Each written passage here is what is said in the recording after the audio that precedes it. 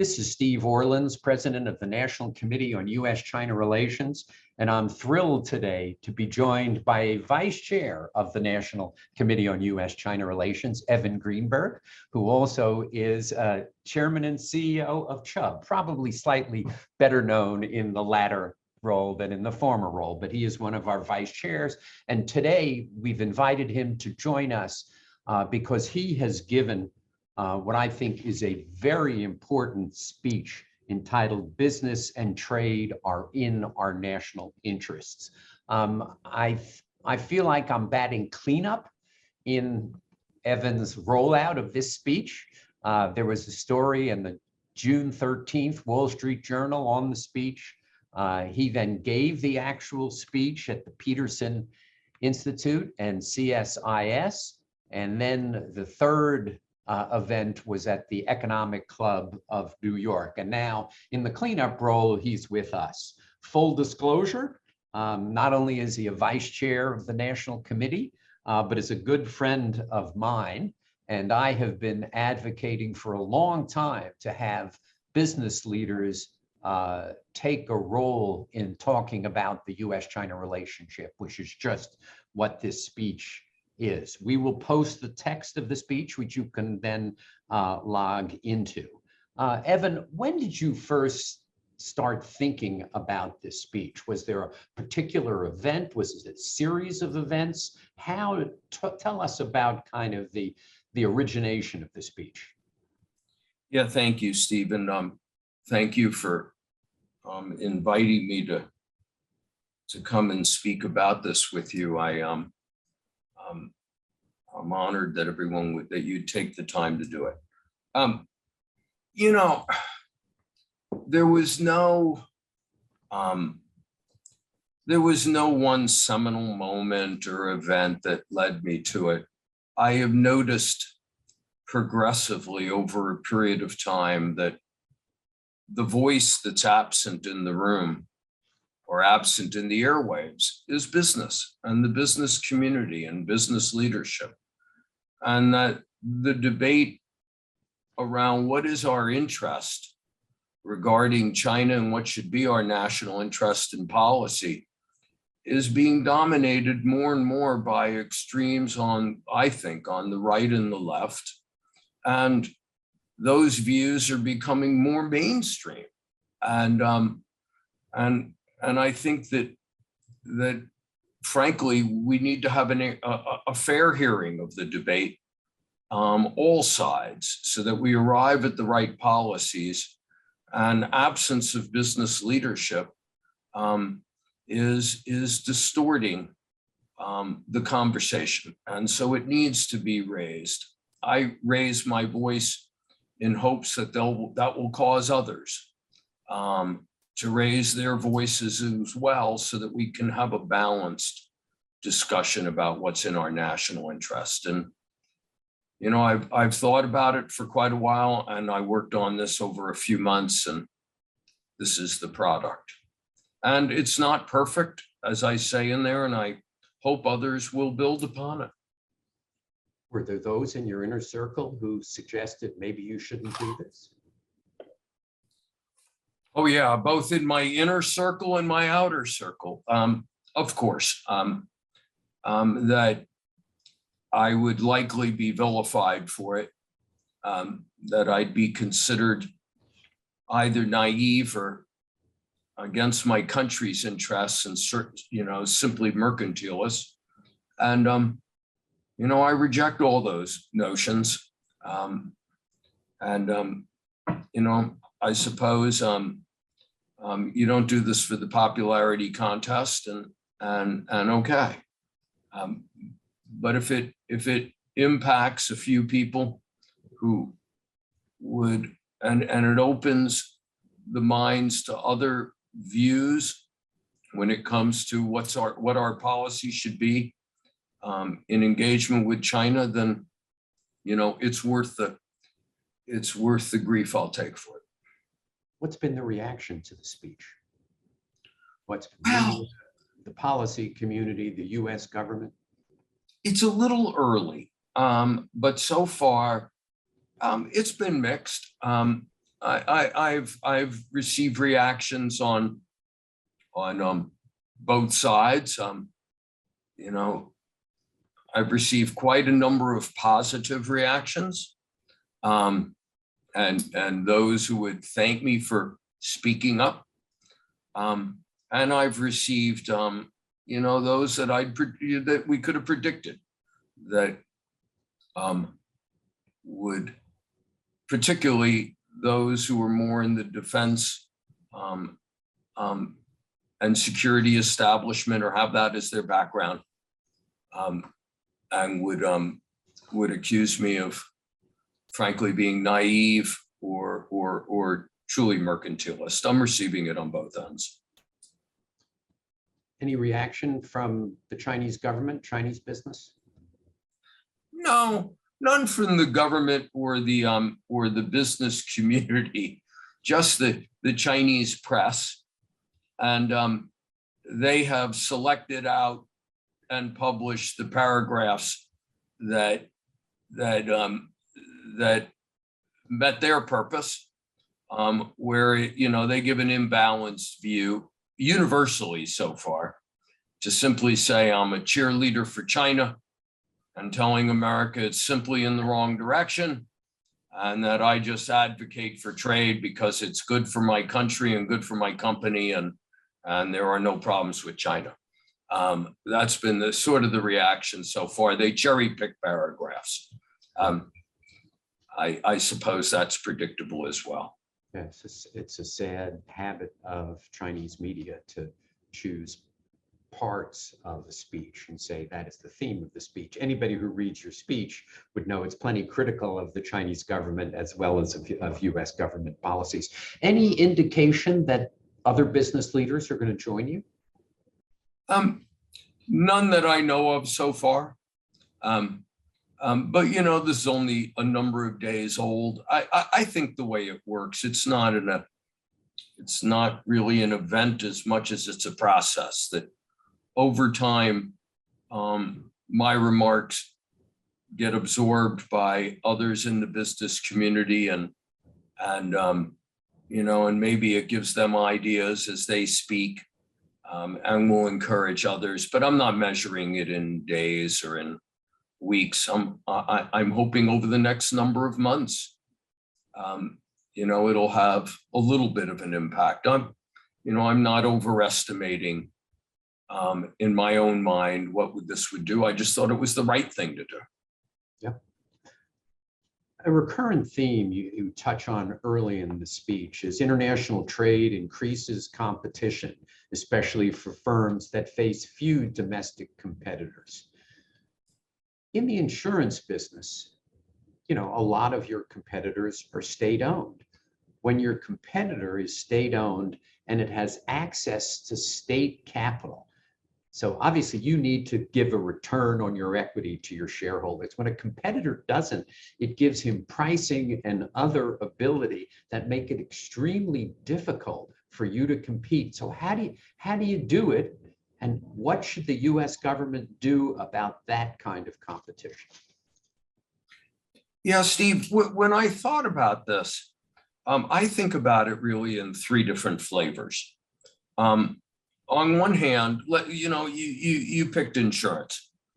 In insurance, they may have a capital advantage, a return on capital advantage. On the other hand, I find state-owned enterprises to be lumbering, very bureaucratic, slow moving to react. They don't operate internally as a meritocracy. They're not advantaged to be ambitious. They generally have the view of a monopoly when they think about service. And so I think about our advantages. We have a global capability. So we see product and distribution and service and technology. We hone it in markets all over the world, and we bring the best to bear to compete against a state-owned enterprise, and we move more swiftly. We're more creative. Our service levels are better. Our people are ambitious because they're rewarded and incentivized based upon their efforts. And so in those regards, I don't have a problem to compete against state-owned enterprises. Now, on the other hand, I think, as I say, I think they come in three flavors. There are two parts of state-owned enterprises where it can go too far. Number one, where the government directs market towards them, where it denies others the ability and really gives more monopolistic or market dominance towards a state-owned enterprise. In that case, depending on how far they go, the government has gone too far and it distorts a market opportunity. Number two, and this is particularly more so not in insurance, but in other industries. And that is where I think the government over-subsidizes state-owned enterprises, right, and therefore truly puts private and market-oriented competitors at a disadvantage. And those kinds of distortions, when they're out of hand, really need to be addressed.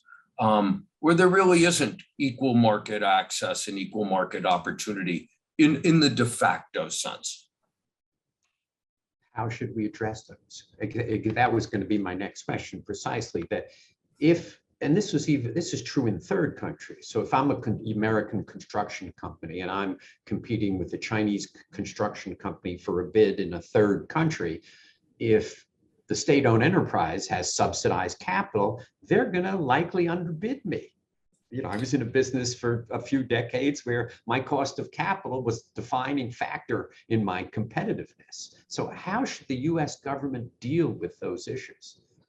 I think we have, and look, I'm not a trade negotiator specialist, but from a businessman's point of view, I think our government has two ways to address this. Number one, it's how we promote our vision of market-oriented, rules-based trade.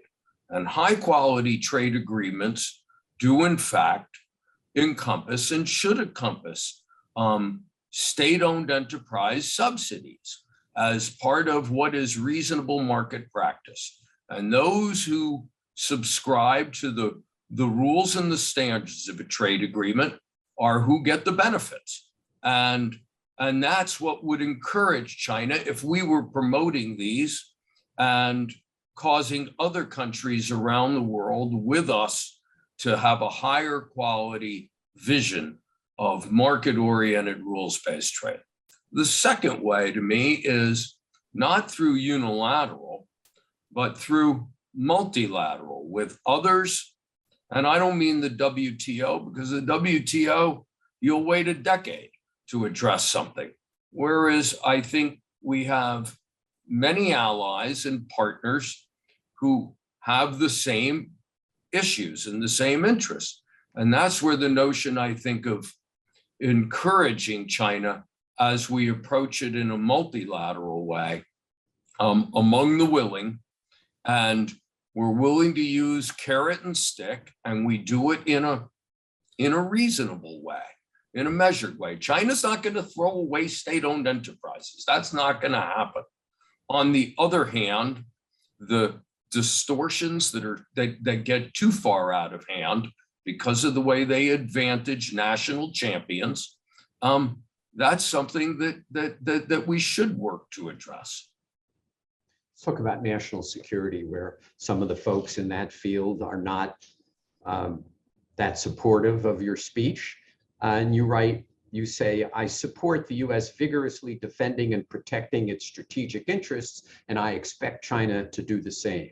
This is especially true in advanced technologies, especially those that involve national security or represent certain leading edge economic capabilities. I think I understand national security, but what do you mean leading edge economic capabilities? How do you define that? How do you draw the line? Look, I think you start with the principles and then you get to the detail. In the principles, I do think that there are technologies that are more science-based that are the future. They're in the digital area, they're in the computing area, they're in certain of the sciences where they represent industries of the future. And the U.S. is a hothouse of innovation in those areas. And China, on the other hand, does have a list of industries, 10 industries, if I have it right, that they consider these are the industries they're going to develop, and in a state-dominated way, they're subsidizing and promoting national champions in those industries. Fair enough. But I think those are where we, in a targeted way, need to defend advanced technology that might give an advantage, particularly where you have a state-owned model and it's not just a free market and market-oriented model that's developing the winners and losers, but where it's distorted by state that way, in particular, and where they want to command the heights there. I think that's where we have, and I know we don't like the word industrial policy, but it's not an industrial policy to pick winners and losers. It's an industrial policy that is more designed to protect industries where the intellectual property that we have developed is important. Now, you could find it in, and I'll give you one example. The technology to fabricate chips. I don't think it's about chips as much as the technology to fabricate chips. I wouldn't be so quick as to share that technology. But our companies are not sharing that technology. No, they're not, and that's why so the question really is, should we be spending 50 billion of American taxpayer money to bring production to the United States, when, as you point out, it's clearly going to be less efficient? But I think that's a separate question from the question where you say what technologies to defend. And so I'm only answering the question around technology to defend, and that there are those that I think in a targeted way, I'm more in favor of a smaller garden with high walls than in a sprawling way. And that applies to dual use technologies as well. You could put cell phone in a dual use category, and yet I don't think that rises to the level of dual use technology for military and civilian purposes. We need to draw the line in the right place and be thoughtful about it in both. Yeah, yours then about bringing chips manufacturing back to the United States. I think it more gets at the question of, are there critical items that are of such a consequence to the vitality of the health of our country or our military establishment, our defense, that we should ensure supply for ourselves. And that notion rings true to me. Whether you do it in the United States or it is somewhere else, you shouldn't have a sole supplier. And particularly given the relationship United States and China, we should have an ability to ensure supply of critical items. What could rise to that level? There are certain healthcare items that can rely, pharmaceuticals that may rise to that level, and supply that goes into pharmaceutical. There may be those in chip fabrication that rise to the level. That it should all be made in the United States, I don't see it that way. So but I see it should be, you should have safe supply. You're calling more for diversification than for bringing all of the manufacturing of these items back to the United States. Diversification, and where you have a confidence in the source of supply. Yeah. I mean, I the part of the speech where you say it's not in America's interest to make China less dependent upon technology products made with American equipment and expertise. Once again, you think about chips. We, by sanctioning Huawei and many other Chinese companies that use American chips, we've pushed China to becoming self-reliant in that area. Do you think that policy was wise? Well, that's where I think we have to be very balanced about it. And that's why I tried to introduce the notion of denying technologies to China in a broad sense. First of all, other countries, I use the example of satellites. Other countries will, in fact, they're not going to take the same position. So the only thing we did in that case was shoot ourselves. And so I think we should do it in a very discriminating fashion. And the lens we should look through is what is in our true interest from a national security point of view in using a reasonably high threshold. And I think secondly, it's the same thing on the economic side. In both instances, where to draw that line precisely is a technical question, and I'm not the technical expert, but that's also where I tried to say I think the private sector ought to be involved. Those who are expert ought to be involved with the government. And by the way, I think most of those leaders are patriots as well. They're in their country's interest. And I don't think they're simply in the interest of a bottom line. And I don't think I'm naive about it. Yes, and I think the point that reliance on US goods should lead to a policy where you don't transfer the technology, but sale of the goods should be encouraged by the US government. That reliance, as your speech properly points out, is a benefit to the United States, not a detriment to the United States. And often in discussions, I find that's lost because the business community voice is absent from those discussions. Similarly, you say American money should not be used to support the development of tools to suppress citizens anywhere. So I think our values certainly support that, but the question becomes, where do you draw that line? It's such a difficult line to draw. We were having a discussion the other day and someone came up with a new technology to rubberize boots and to make them more waterproof. Well, those boots could be worn by troops in Xinjiang, by the Ministry of Public Security on rainy days in Xinjiang, and can be used for repression. So do we restrict the sale of that technology? You can get to, we were talking about sunscreen. So, it's very sunny and hot in Xinjiang, and Han Chinese tend to burn more easily. Well, if we're going to sell very high quality sunscreen, should we not allow that? Because that allows for the suppression of Uyghurs in Xinjiang. So it's obviously those are kind of odd cases, but it just shows how difficult it is to draw that line wisely. I think look, you just used the right word, wisely. And we all pray for wisdom.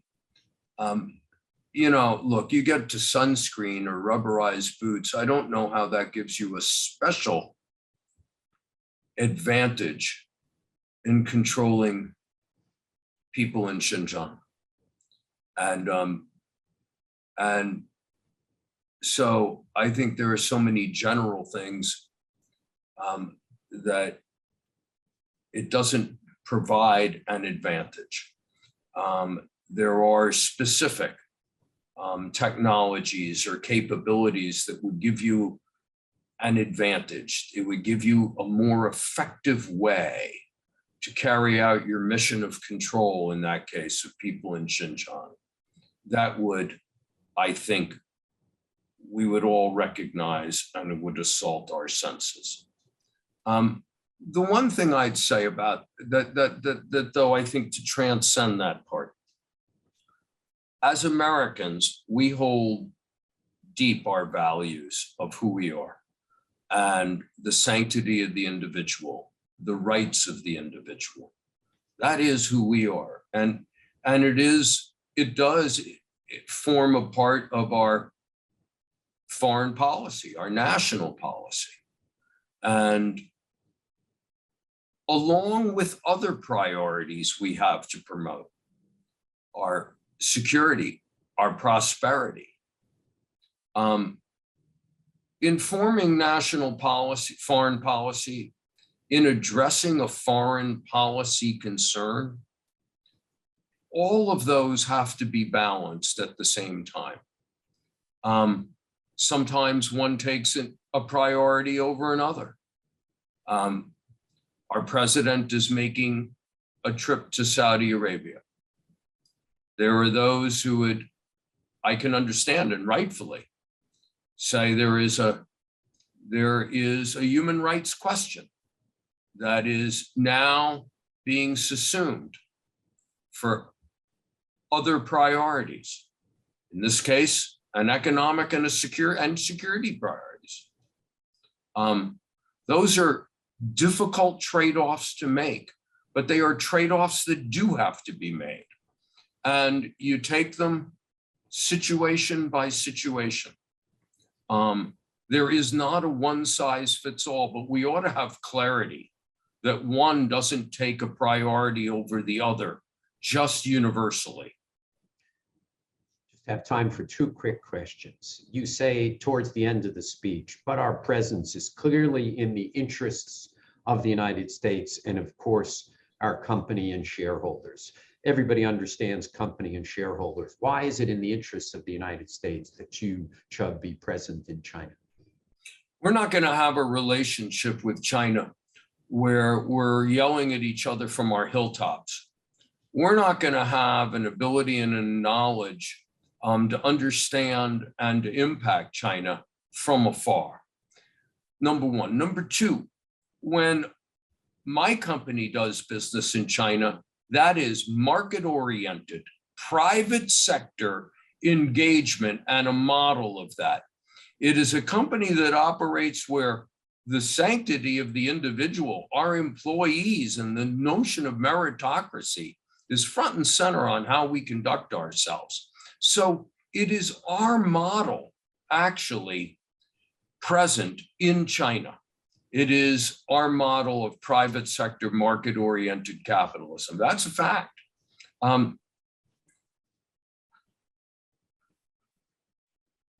You've now given this important speech. You've become, I think, in a lot of people's mind, the voice of the business community on why business and trade are in America's national interests. What are the next steps?